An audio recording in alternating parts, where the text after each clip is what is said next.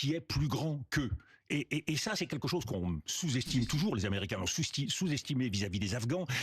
Nous l'avons sous-estimé, nous, dans les guerres napoléoniennes.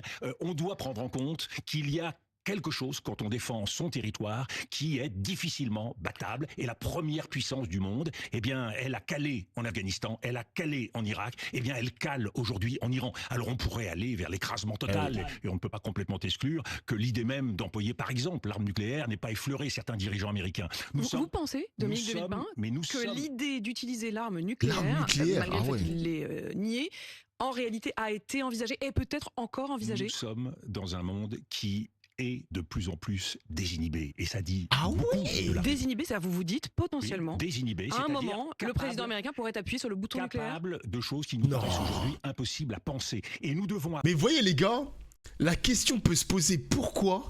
Parce que je me dis quelque chose, le chat. Supposons que Trump il a assez fou pour appuyer sur le bouton nucléaire sur l'Iran. Est-ce que vous pensez qu'il y aura des pays qui vont s'indigner ?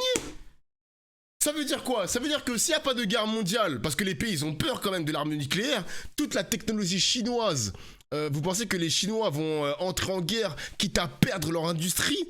Mais pas du tout. Par contre, ça va ouvrir la porte à potentiellement la Russie qui peut aussi vitrifier l'Ukraine. Vitrifier l'Ukraine.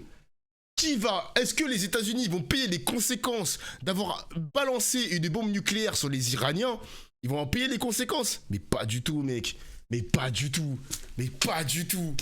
Là, Donald Trump, il a ouvert la porte de quelque chose de totalement inédit dans la guerre, les mecs. Hein, de totalement inédit, genre. Et ça peut même... Voilà, exactement. Azuzman, il a raison. Si Donald Trump est capable d'utiliser l'arme nucléaire sans qu'il y ait des conséquences derrière, ça va ouvrir la porte à des pays qui peuvent lancer des programmes nucléaires. Clandestines, par exemple. Clandestin. Oui, je suis d'accord avec monsieur Azuzman.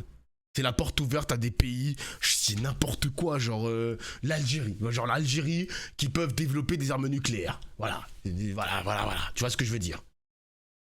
Avancer dans ce monde, dans notre bataille. C'est pas con ce qu'il dit, hein. C'est pas con, hein.